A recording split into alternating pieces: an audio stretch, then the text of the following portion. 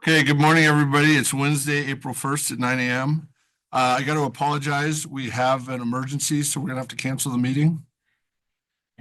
April Fools. Mike, would you lead us to the Pledge of Allegiance?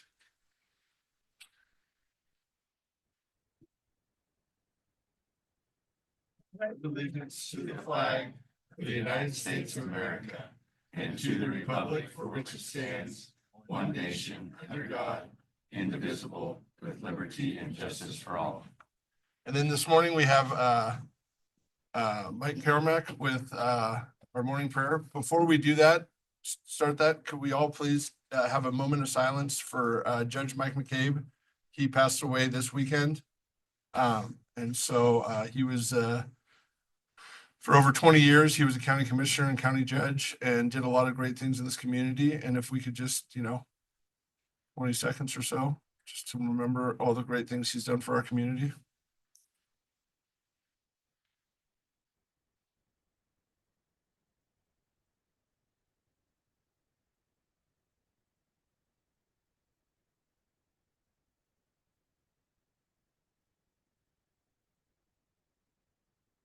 Thank you very much. Ryan? Father, thank you so much for Crook County. What a wonderful place to live. And I just pray over the family of Mike McCabe, and thank you for his faithful years of service here and all that he did to help this community become even better. Just pray your peace and your grace for them. I pray for all of the good things that this man did in our community. May those be like good seeds planted in good soil and produce an incredible harvest. Lord, I pray a blessing on all of those making decisions today and all of this interaction that happens here in this meeting. We pray for spirit of unity and love and peace. May we all be working towards that common goal, making this an even better place to live. And Lord, just to pray too over the month of child abuse prevention happening. I actually pray protection of children in our community. I pray that our homes will be safe places where children are trained and grow well. And we just thank you for other things like Mountain Star and other wonderful organizational things that are happening here in this community, make this a better place and a very safe place for our children. Be a covering and protection of these kids and become a wonderful next generation.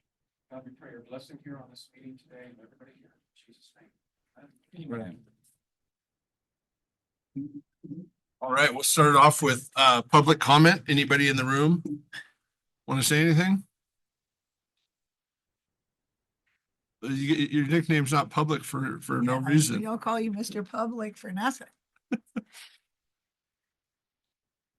All right, anybody online?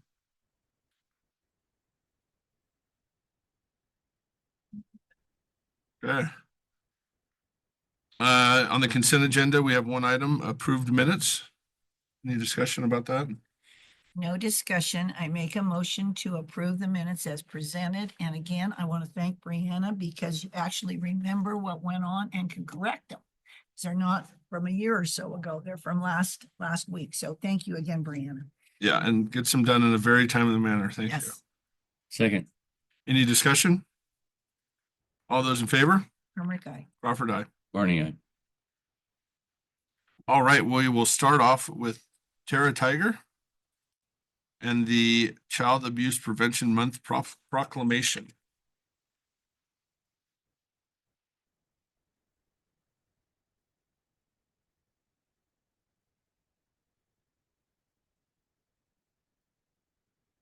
It's the clock back there. Yep. Good morning. Thank you for inviting us here today. My name is Tara Tiger and I'm with Kids Center, and I'm also joined this morning by Mountain Stars Amanda and Casey. We are here to share the proclamation and hopefully approve the proclamation and talk a little bit about Child Abuse Prevention Month.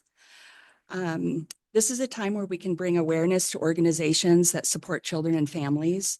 This year is the second year of Healthy Families of the High Desert, Kids Center, and Mountain Star Family Relief Nursery joining together to bring awareness of Child Abuse Prevention Month to Central Oregon.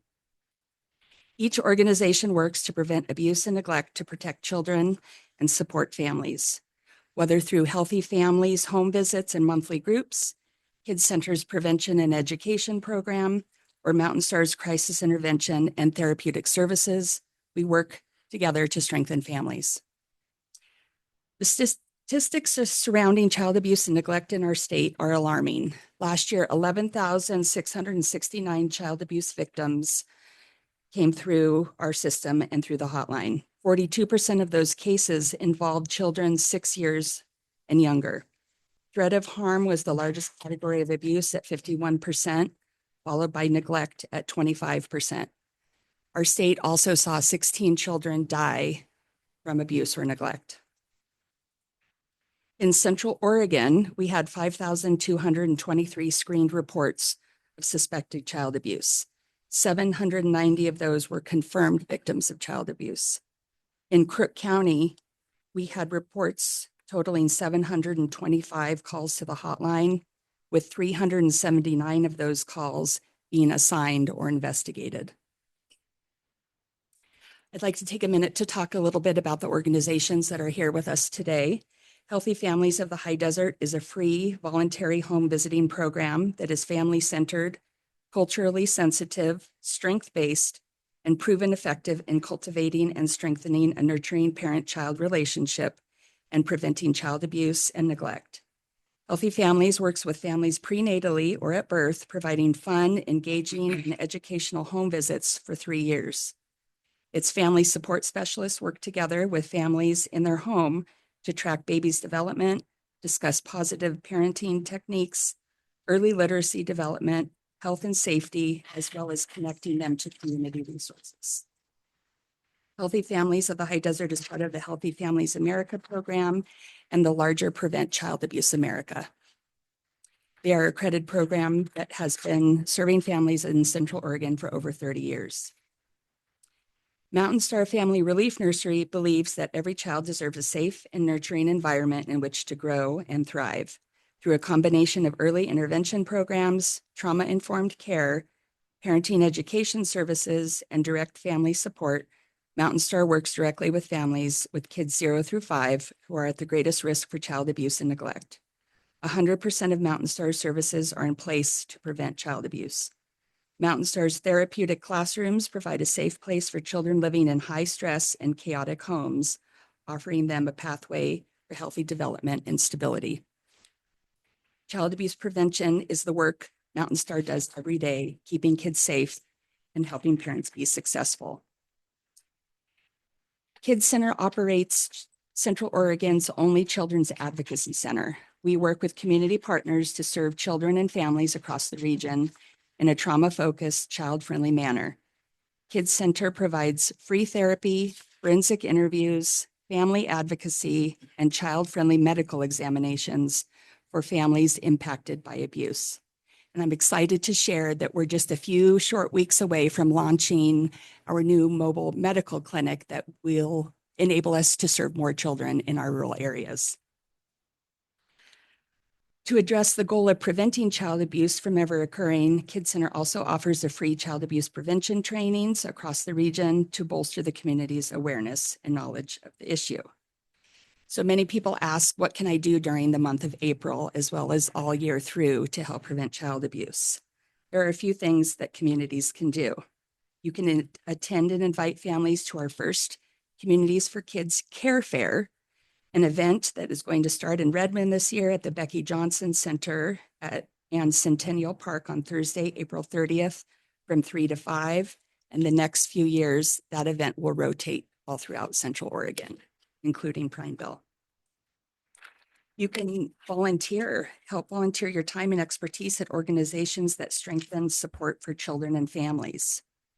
You can advocate for policies that lower stressors on families and reduce the risk of maltreatment. And you can donate. Community investment is the driver for change. Support your local nonprofits to ensure their services remain free and available to children and families that need them. Healthy Families, Kids Center, and Mountain Star have had a tremendous impact on child abuse prevention efforts across the region. The direct services provided position these nonprofits to best respond to the needs of families. We are grateful to you, our commissioners, for recognizing the importance of our work and prioritizing the safety of our community's children. And I think every year I like to end with a widely recognized proverb that it takes a village to raise a child. And I'm grateful for the folks in this room. We have Oregon Department of Human Services, we've got the Health Department, along with our Mountain Star folks. We have a lot of great people who work tirelessly day in and day out to help protect our children, our community. So thank you. Don't forget Kids Club. Kids Club, Kids Club. You know, you look around and you see people, you don't really see them sometimes. So thank you. Thank you. Thank you. So we have a proclamation to read. Do we approve it and then read it? Okay, so Yeah, I don't think it is critical.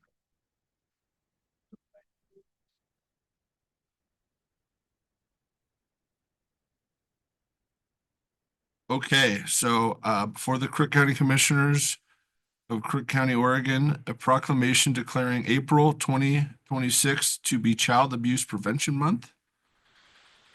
Whereas there were over 5,400 reports of child abuse and neglect in Central Oregon last year, resulting in 2,700 investigations of child abuse and neglect. And whereas we all have a responsibility as individuals, neighbors, community members, and citizens of Crook County to help create healthy, safe, nurturing experiences for children. And whereas safe and healthy childhoods help produce confident and successful adults. And whereas child abuse and neglect often occur when people find themselves in stressful situations without community resources and do not know how to cope. And whereas the majority of child abuse and neglect cases stem from situations and conditions that are preventable with the support of an engaged community. And whereas child abuse and neglect can be reduced by making sure that families have the support and access to services they need to raise their children in a healthy environment. And whereas child abuse and neglect not only directly harm children, but the trauma can also increase the likelihood of criminal behavior, substance abuse, health problems such as heart disease and obesity, and poor academic outcomes.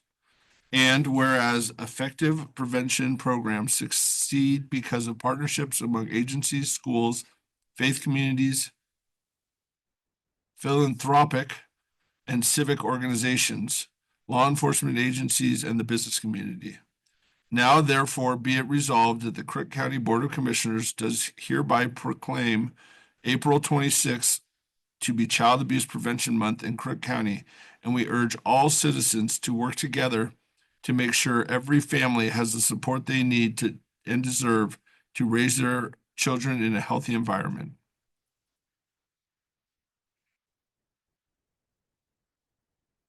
I make a motion to accept the proclamation as read today. Second. Any discussion? No discussion other than I hope someday you come and it says 0 reports. That would be the ultimate goal. We do too. Yeah. Thank you. Any other discussion? All those in favor? Rick, I. Crawford, aye. Barney, aye. Okay, Ashley Thrasher.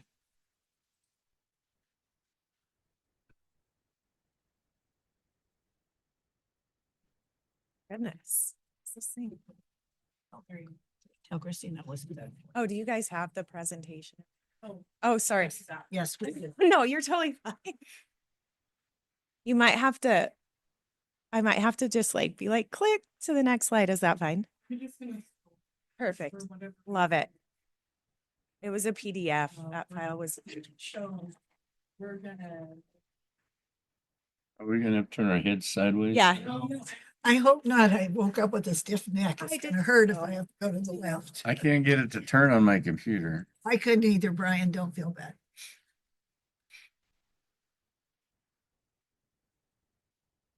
Okay.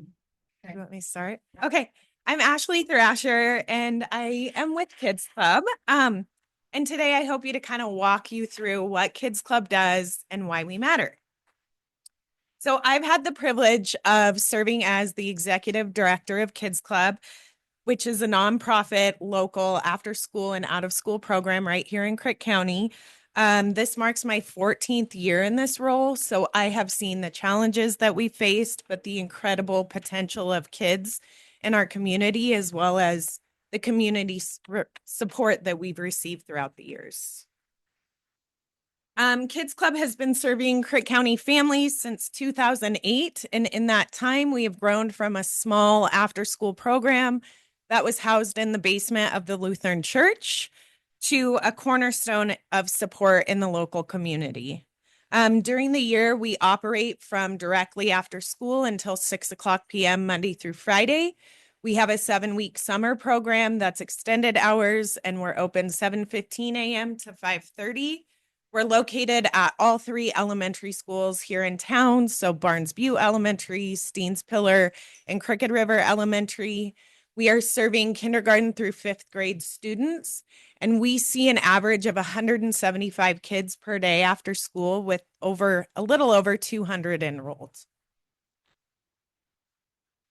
So when we talk about the impact that we have, I like to put these in 3 gold buckets.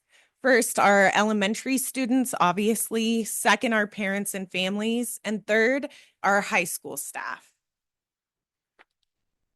Every day at Kids Club, we follow a consistent routine that gives students structure while helping give them space to explore their interests. We start our daily routine, which is built around predictable transitions, safe supervision, and positive engagement. Kids know what to expect when they walk down the hall into Kids Club, and I think that reliability helps them feel grounded after a long day of school.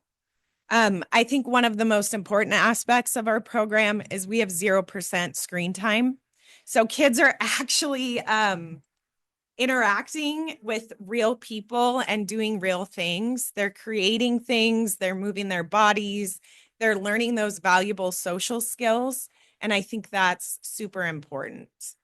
We provide enrichment activities, which can be arts and crafts, dodgeball games, team games, and basically just creating and playing, which I think sometimes is so overlooked in today's world. But it's really important for academic success and just the overall development of kids.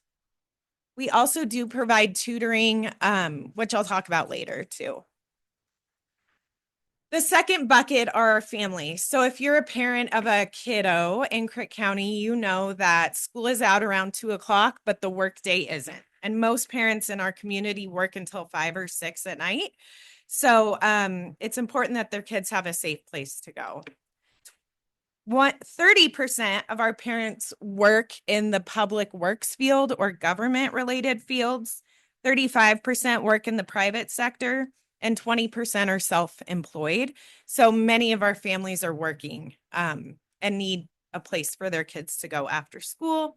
Obviously, that creates that 3 to 4 hour gap every single day where families need reliable care for their elementary school age children. If we weren't around, parents would be faced with some pretty difficult choices. Like, am I going to leave my first grader at home alone until I get home from work? Or am I going to have to reduce my hours at work or quit entirely or try to find traditional daycare, which many programs in our community only serve the babies through 5 years of age? Those obviously are not small decisions. They directly impact a family's financial stability and their quality of life. And I think it's important to note too that for single parents or low to moderate income parents, the stakes are even higher. Our program is age specific, so they are doing developmentally appropriate activities for kindergarten through 5th grade students. And I think we all know that kids this age don't automatically know how they could fill 4 hours of unsupervised time in a positive way. So that could mean parked in front of screens for hours, left home alone, or honestly hanging out wherever they can, which speaking as a parent, I would not trust my kids to do that. Kids are at the highest risk of being a victim of violence, participating in antisocial behavior between the hours of 2 and 6 p.m. And the peak hours for juvenile crime are usually 3 to 4 p.m. So it's really, really important for families here in town. We're not just a convenience or a fun place for their kids to go. We're a lifeline so they can keep going to work. The last bucket is our high school students, and I think this is kind of overlooked. But one of the things I'm most proud of is many of our high school junior and senior staff are actually Kids Club alumni that I saw in our program when they were in elementary school, and now they're coming in back and working for me. For many of them, it's their very first job. So we are teaching them the basic fundamentals like how to show up to work on time, how to actually make a phone call and call out sick, how to collaborate with a team of kids that you don't necessarily hang out with at school. And all of those basic skills really help set them into adulthood and give them those working skills that they're going to need for the rest of their life. When we talk about affordability, there were 2 major studies done in Oregon in 2024 that show the average cost of home-based care for school-age kids, so kindergarten through 5th, was about $743 a month. A center-based program was around $334 a month, and that's per kid. So if you have 2 or more kids, that's quite a bit of money. In comparison, Kids Club costs parents $115 per month per child. And if you have 3 or more children, those kids come for free. The visual kind of tells a concrete story. Kids Club, we're not just less expensive, we're 2 to 6 times lower than other options.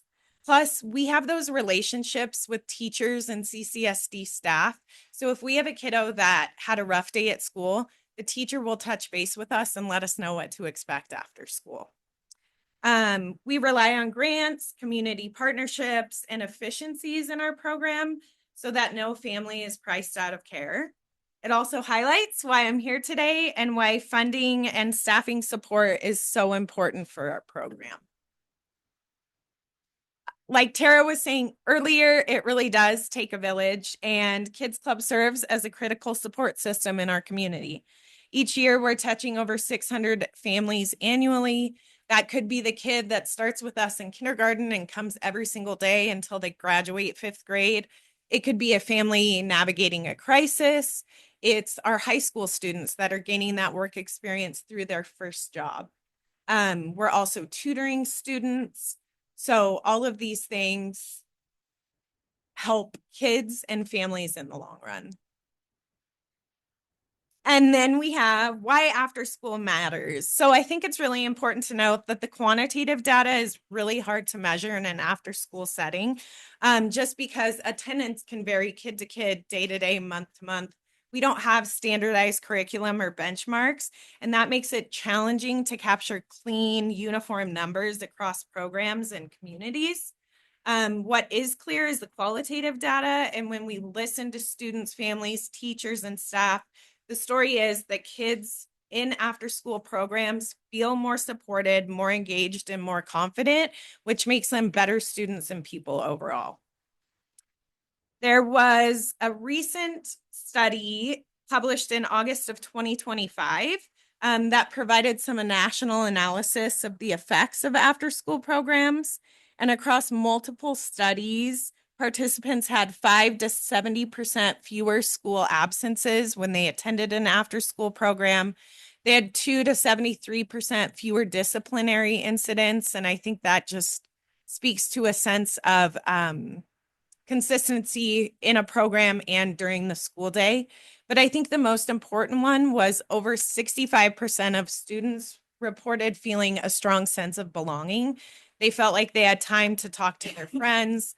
They were connecting with positive role models. And all of that just helps a kid succeed academically, as well as grow up and be a productive member of society overall.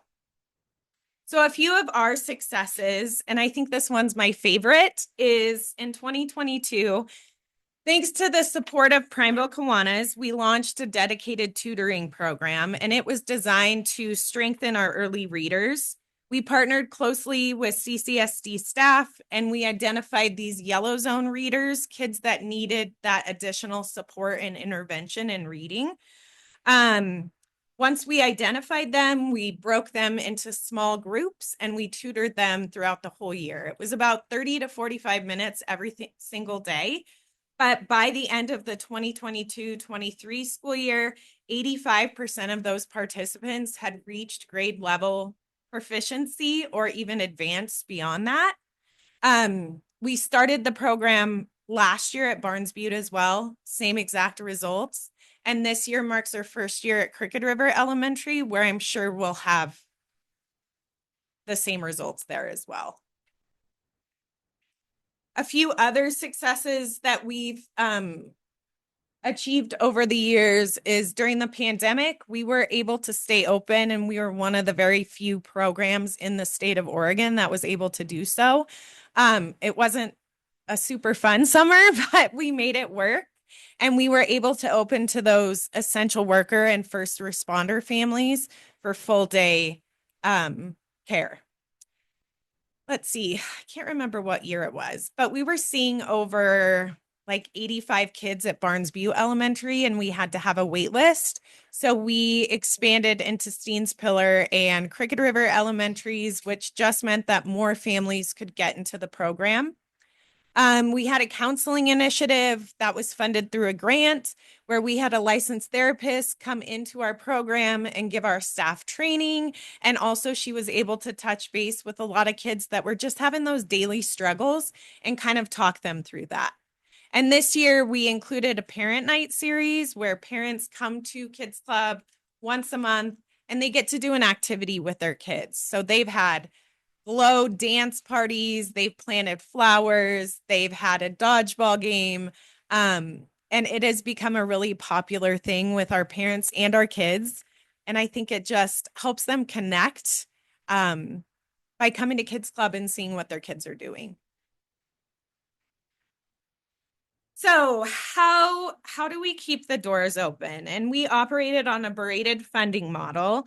And I think this is how any after school program operates. It keeps us sustainable and affordable because our funding doesn't come from just one source.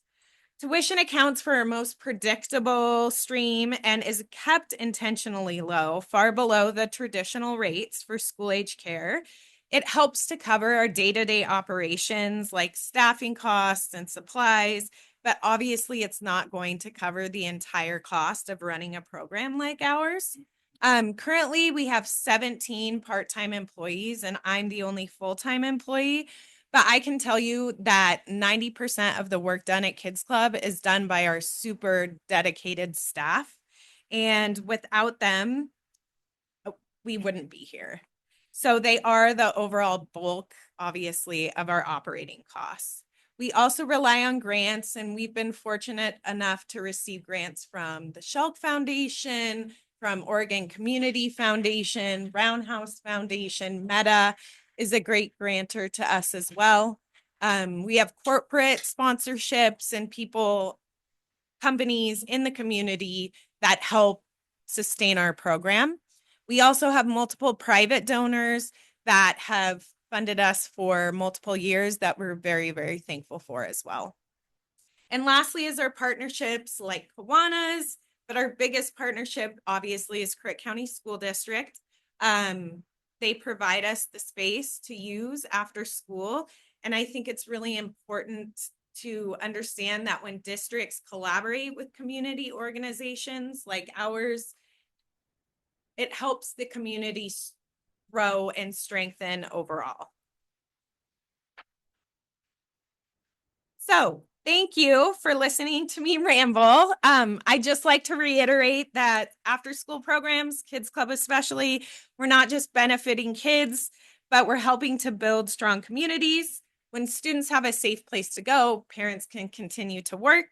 And I think that is something that our commissioners of Crook County would like for everyone. So thanks again for listening to me. And if you have any questions, gonna ask away. I don't have any questions. You've done a great job with your presentation, and I think you've done a great job taking care of the kids in our community Thank for a you. consistent basis. So I'm very fortunate this afternoon. I've been invited to Nice. Kids Club. And so Brianna and I are going to go. So I'm feeling very special Yeah. that I get to be, I don't know what a guest speaker, what, I'm not sure what I'm going to say, but we'll just go, how it works. Yeah, I'm sure you'll get a lot of questions asked. Yes. So thank you very much Yes. for that invitation. Yes. Thank you guys. Yep, thank you. So they requested $10,000. They didn't ask for anything last year. And before that, I think we gave you 7 the year before that. So I'm very comfortable with giving them the 10,000. What are you thinking? Yeah, I'm fine. I'm fine too. I'm looking at Brian to make the motion. Oh, I'll make a motion that we contribute $10,000 to the kids club. And I will second that motion. Any discussion? All those in favor? Herman guy. Crawford, aye. Barney, aye. Thank you. Okay. Hey, Craig? Oh, sorry. Thank you, Ashley. Yes. Well, it has you here as the presenter. I'm sorry. Katie? We're at. Yeah, we're at Pee Wee.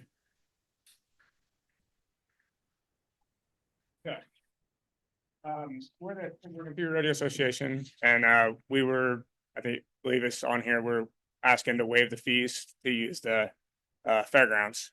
Is what we're here to do. Okay.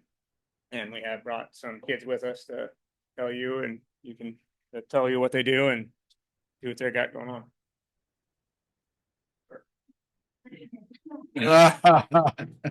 Okay, here's the brave one. You're the bravest. My name is Riley Nonella, and I'm 9 years old. I do heading, breakaway roping, and goat tying, pole bending, and barrel racing. Thank you for supporting us. You're pretty busy out there doing Yeah, rodeo. yeah. You just hardly even get a break. Yeah. Yeah, even little sister agrees.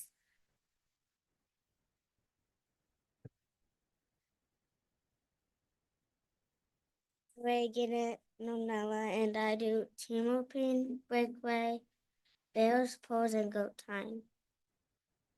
Wow. Good Thank you. All job. you guys are pretty busy. Yeah, thank you very much. Blakely, you gonna talk?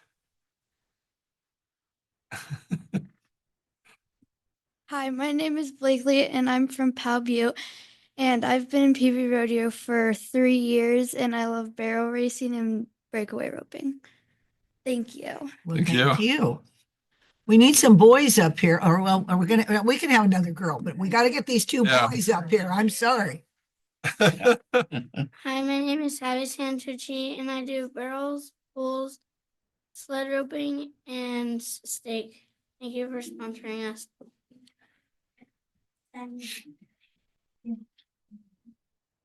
My name is Sawyer Jones, and I do breakaway, team roping, healing, and goat tying. Thank you for supporting us.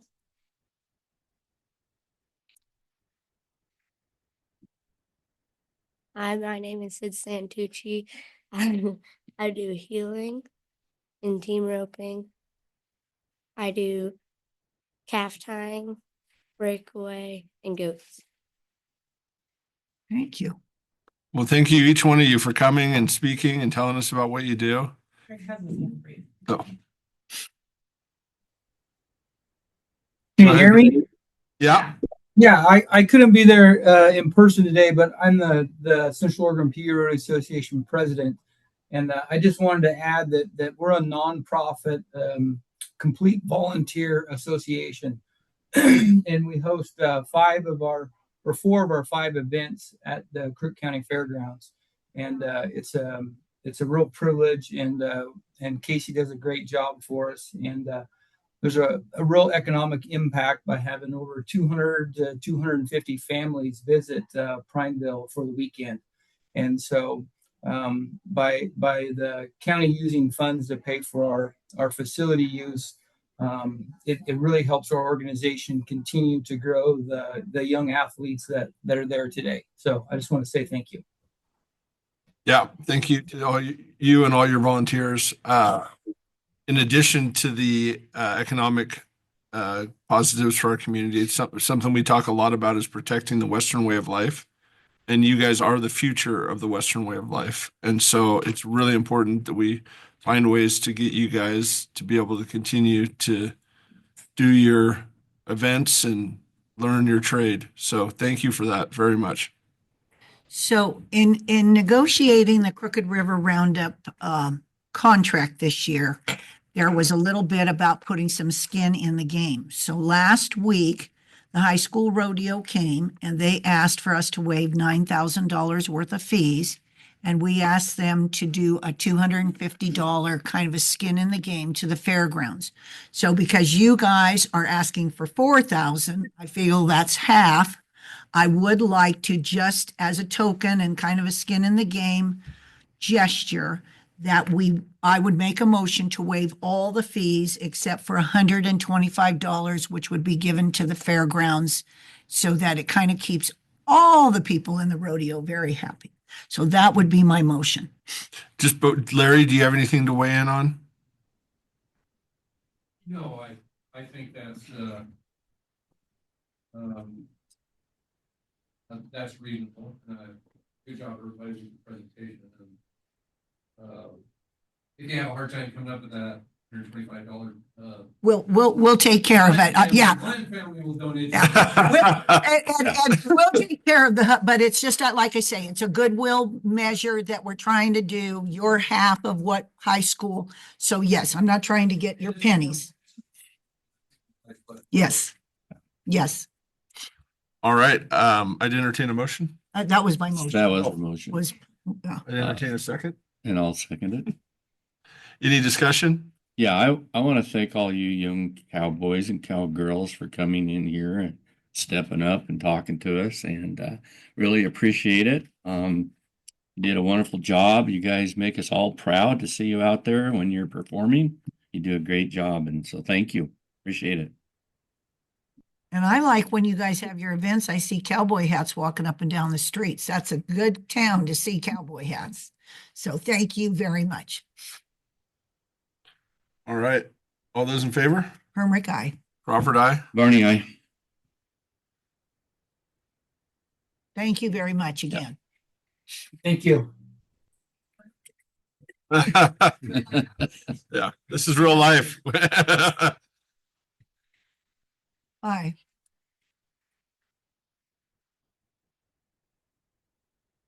Okay, now we get to the restrooms. You're the requester? Is Larry I think Larry can come. Larry, you going to be the do a little presenter? talk about it. He's our fair board member. Fair board representative today. Good morning, everybody. Commissioner Hermrick, Commissioner Barney, Commissioner Crawford, please the court. Yeah, thank you very much. As you're well aware, we started a journey of repairing, remodeling, refurbishing the existing men's and women's restrooms at the riding arena. We had an emergency situation, we felt, where we needed to refurbish and fix the drains. We had an issue with, as Commissioner Hermrick would tell you, water and other things on the floor in the men's and women's room, and not something Crook County certainly wants to have with all the great events that are going on there. So thank you very much for approving our initial ask for procurement to move forward with those. I'm happy to say within the next 10 days, if we don't have an issue with procurement of a couple of items, we'll be completely refurbished with those men's and women's restrooms, and they are really nice. We redid the floor. Of course, we chased all the drains downstream, so now things should flow perfectly. We shouldn't have a water issue. All new ADA approved fixtures, FRP on the walls, new sheetrock on the ceiling, new fans, new heaters, new countertops, new sinks. I think you'll really enjoy and like that. Also happy to say we had a budget initially of about, well, not of about, of $200,000. I think we're going to be a little under budget on that. Also, the way we approached that project was we had phase one, where the two most forward-facing men and women's restroom toward the grandstands, or excuse me, toward the riding arena. That was phase one. Wanted to move to phase two, which was the second part of those restrooms. We should be under budget on that. All along, we thought phase three was also needed. It was that CMU block wall that's downstream of all the plumbing I just mentioned, right behind the grandstands.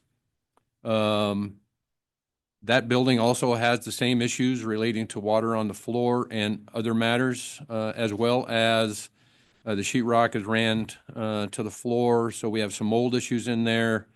We've also determined and think that that is also an emergency situation that we need to remedy before the summer events take off. We have the money. We're going to be right around 200,000 of the initial budget for the earlier mentioned projects.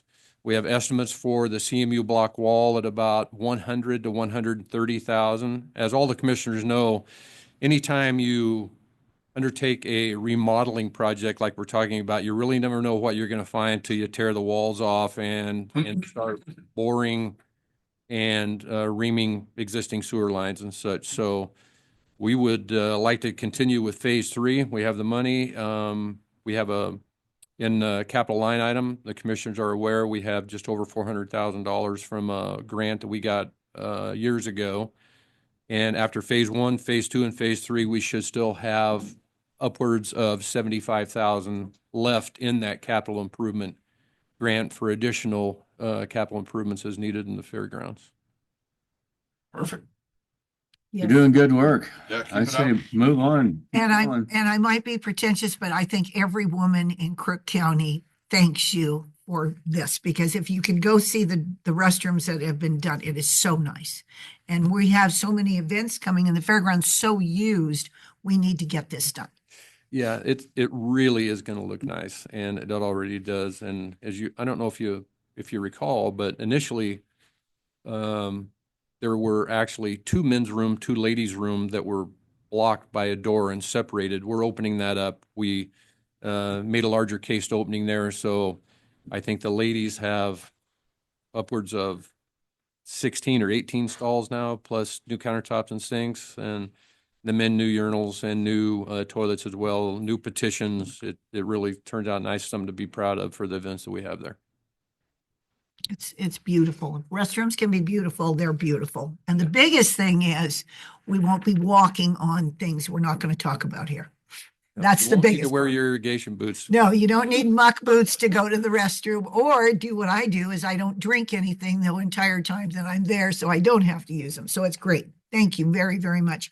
Well, and the Fair Board, with help Commissioner Hermrick and commissioners, we're proud to do that. And I think it's there's so many events that go on at the fairgrounds we're all very proud of, and want to make sure that the people, when they go there, have a comfortable facility to use. Okay. I make a motion to approve in the matter of authorizing the emergency procurement of repairs and improvements to the fairgrounds cinder block restrooms, including plumbing and related features, order and resolution number 2026-14. Second. Any discussion? No, just get it done as quick as we can. All those in favor? Hermrick, aye. Crawford, aye. Barney, aye. Thank you very much. Thank you, Larry, very much. I have no idea. Well,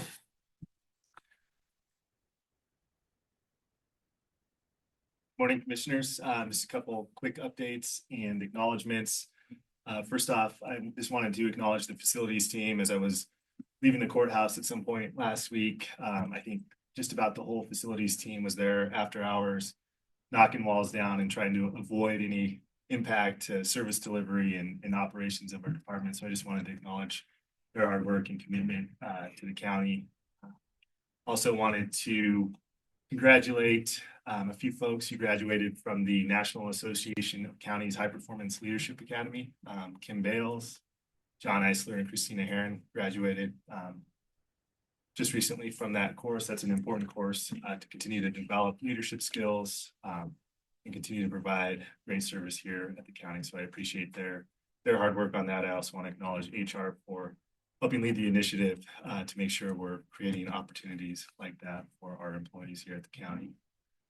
Just a quick update also on our budget process. So we are we're wrapping up kind of final recommendations and finalizing internal service fees.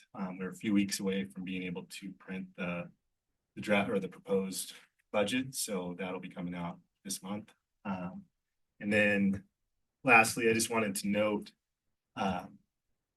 just kind of a quick step back to January. We updated the public records policy with the kind of a temporary adjustment. With that adjustment, it gave me as county manager the ability to appoint a records custodian. And I just wanted to note that Brianna has been appointed the records custodian, and that next week we will be bringing to the board for its initial review a completely updated public records request policy. So that's on the agenda for next week. Good job. Thank you for doing that. That's all I have. Brian? I have nothing. Susie?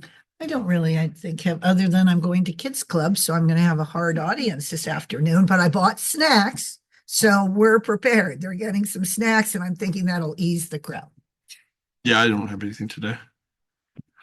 Any public comment before we wrap up?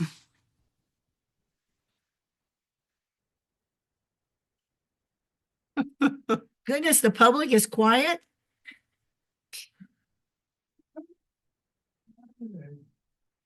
We must be making you happy, Mike. There you go.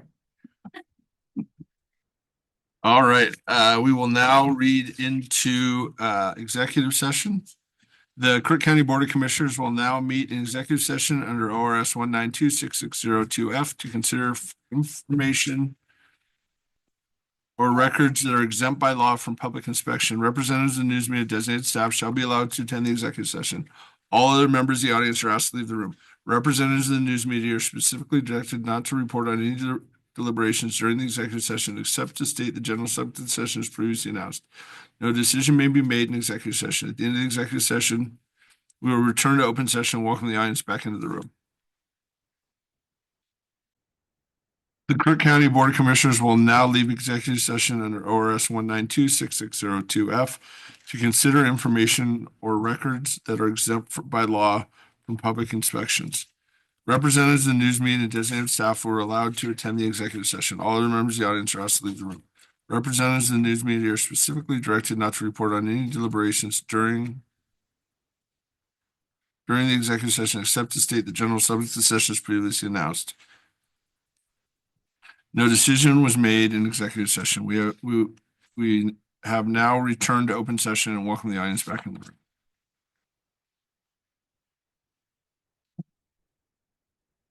All right, do we have a motion? Based on the conversation today, I don't think there's a motion. All right, I'd entertain a motion to adjourn. So move. I will second that motion. Any discussion? No discussion whatsoever. All those in favor? From Rick, aye. Crawford, aye. Barney, aye.